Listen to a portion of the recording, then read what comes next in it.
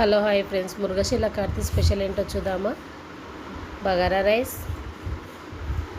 మురుగశీల Karthi special అందరూ చేసుకునేది చేపల కర్రీ.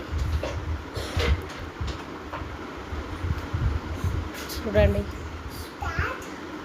అంతేకాకుండా చేప ఎగ్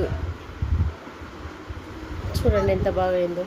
ఇది చాలా హెల్త్కి మంచిదండి, గుండెకు గిన. అలాగే ఆనియన్. ఇప్పుడు చూద్దామా. చూడండి, బగారా రైస్, దానిలోకి కర్రీ చూడండి.